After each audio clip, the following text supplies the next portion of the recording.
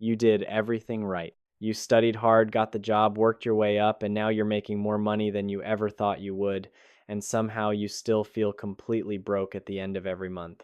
Not buying yachts broke, not can't pay rent broke, just that quiet, low-grade financial anxiety that never fully goes away. Your bank account is still doing this slow bleed every month, and you can't figure out why. You make too much to feel this stressed about money, but here you are. Here's what nobody tells you.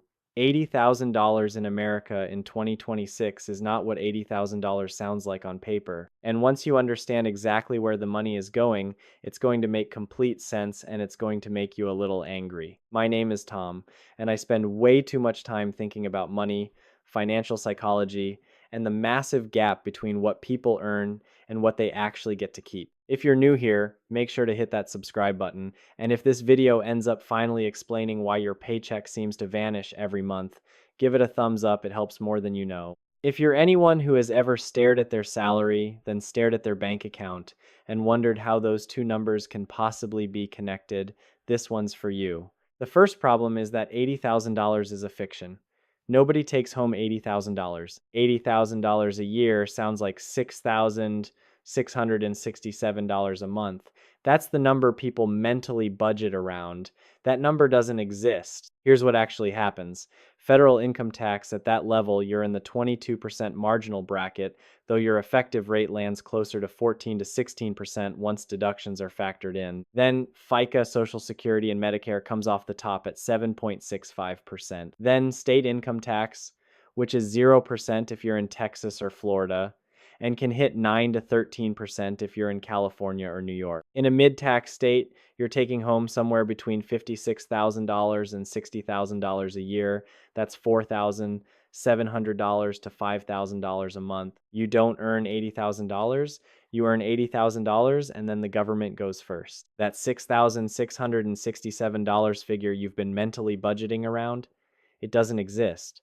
You've been planning your entire financial life around a number that never actually hits your account. Every time your income goes up, your expectations go up with it, usually faster. Think about the progression. When you were making $35,000, you were eating rice and beans, sharing a one-bedroom with a roommate, driving a 2009 Civic with 140,000 miles on it. When you got to $55,000, you got your own apartment, started eating out occasionally, upgraded the car. Now at $80,000, you have a real apartment, your own car payment, nicer clothes for the job, subscriptions you didn't used to have, a gym membership, a life that looks appropriately adult. Each upgrade felt completely justified at the time. None of them individually seemed extravagant.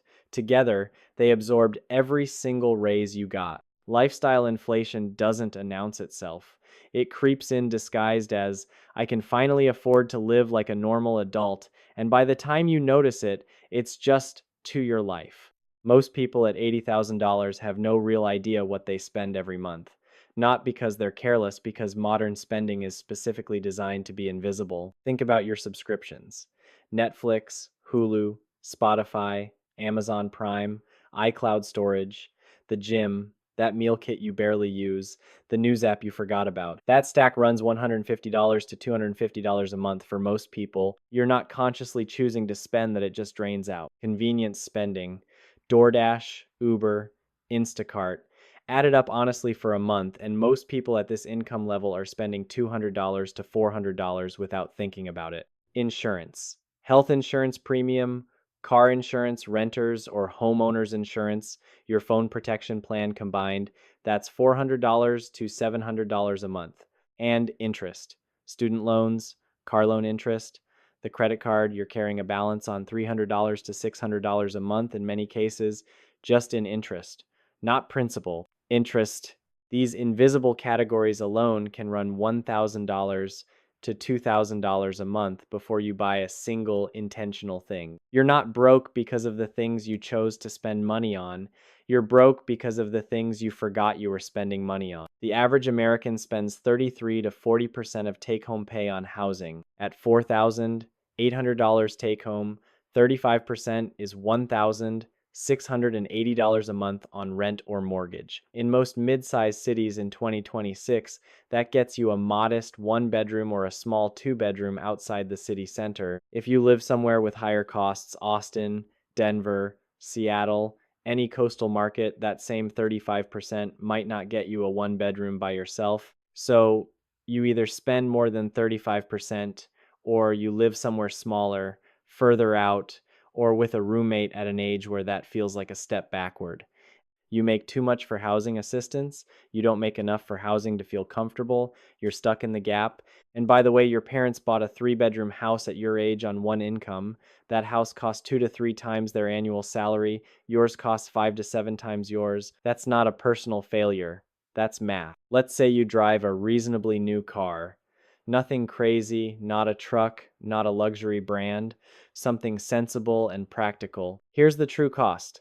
Car payment, $450 to $550 a month. Insurance, $150 to $200.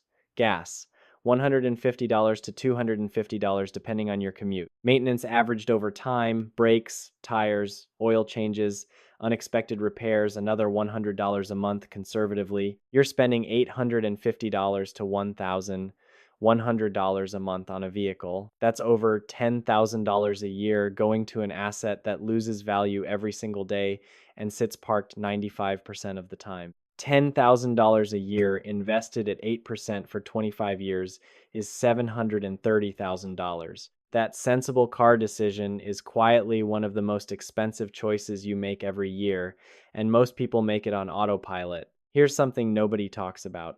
At $80,000, you're expected to participate in a lifestyle you can't fully afford. Your friends invite you to a $90 per person dinner. You go. You can afford it.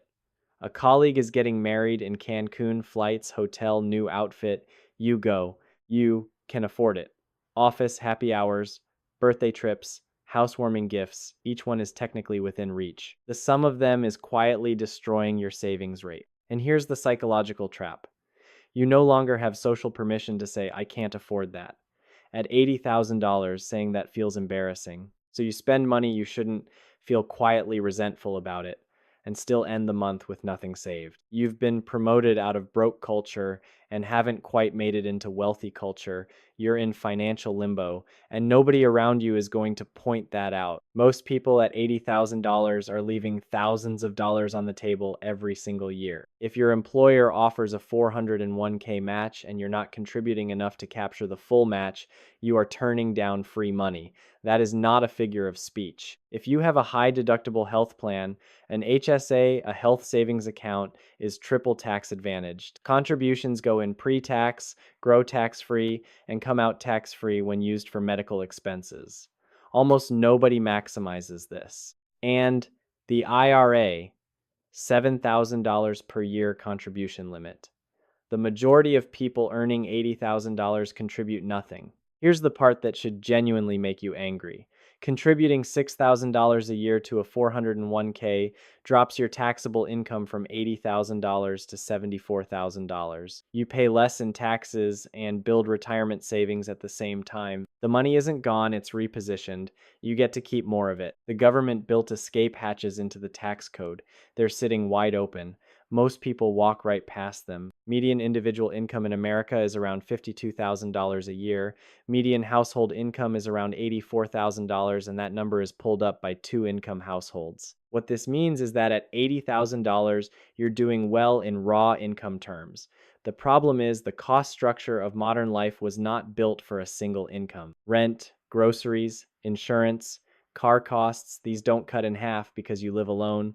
They barely change. A single person at $80,000 is running the same fixed cost engine as a couple at $120,000 on less than half the fuel. And then there's social media.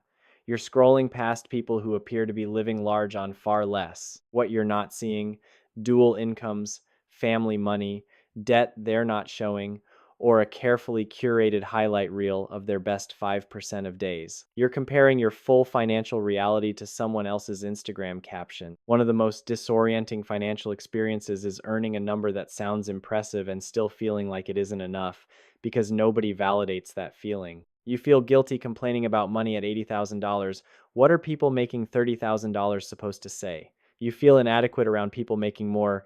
Why can't I just figure this out? You're stuck between two worlds, belonging fully to neither. And this creates financial paralysis. You feel too financially stable to treat it as a crisis, but too financially stressed to feel at ease. So you do nothing, and the month ends the same way it always does. The shame around talking about money, honestly, is one of the most effective ways to keep people from actually solving their money problem. Here's the reframe: the problem is not the income, it's the allocation. $80,000 with a bad allocation feels like poverty. $80,000 with a deliberate allocation builds real wealth. Let's run the honest math on $4,800 take home per month. Housing at $1,400, that's 29%. Achievable in most markets if you make the choice to prioritize it. Transportation at $400, that means a reliable used car, paid off or nearly so, not a shiny new payment. Food at $400, groceries forward, minimal delivery spending. Subscriptions and utilities at $300, that's $2,500 in fixed costs. You have $2,300 left. Put $800 a month toward retirement accounts. Put $400 toward building your emergency fund until it's funded. That leaves $1,100 a month in actual discretionary spending, real breathing room for dinners, trips, clothing, entertainment, and living your life. That is not a punishment budget. That is a normal life and a clear path to real wealth. The entire difference is two decisions: housing and transportation. Get those two right, and the rest is manageable. The most dangerous place to be financially is comfortable enough that you don't take the problem seriously, but stressed enough that you feel it every month without doing anything about it. At $80,000, you have enough rope to hang yourself with if you choose lifestyle and convenience over margin and investment. The income is high enough to build real wealth. It's also high enough to fund a life that looks completely fine from the outside while quietly collapsing underneath. It's like a boat that's taking on water slowly. You're not drowning, you're just bailing just fast enough to keep up. And some people do that for 30 years and wonder why they're exhausted. Step 1: calculate your actual take home, not gross, not pre tax, what actually hits your account monthly. That is your real number. Step 2: add up your fixed costs: housing, total car costs, payment plus insurance plus gas plus maintenance subscriptions, insurance stack, minimum debt payments. What's left after all of that? Step 3: if less than 30% of your take home remains after fixed costs, you have a structural problem, not a discipline problem. You need to renegotiate a fixed cost. Cutting coffee is not going to fix it. Step 4: before you spend anything discretionary, automate a transfer to savings or investments, even $200 a month. Make it automatic so it bypasses the decision entirely. Your brain never gets a vote. Step 5: stop measuring success by your income. Start measuring it by your savings rate. Income is vanity. Savings rate is the actual number that determines your financial future. Feeling broke at $80,000 is not a mystery, and it is not your fault. It is the predictable output of taxes that are higher than people expect, lifestyle inflation that's quieter than people notice, invisible expenses that are designed to be forgotten, and a cost structure that doesn't care what you earn. Understanding the problem is the difference between being victimized by it indefinitely and actually doing something about it. You are allowed to acknowledge that $80,000 is not as much money as it sounds. That doesn't make you ungrateful, it makes you accurate. Run your actual numbers, not the gross number, not the fantasy number. The real number: what hits your account, where it goes, and what's left. That single exercise will tell you more about your financial future than anything else I can say. The people who build real wealth at average and above average incomes aren't doing something magical. They're just refusing to let the system absorb every raise they earn. You can do the same thing. The math is on your side if you're willing to look at it honestly.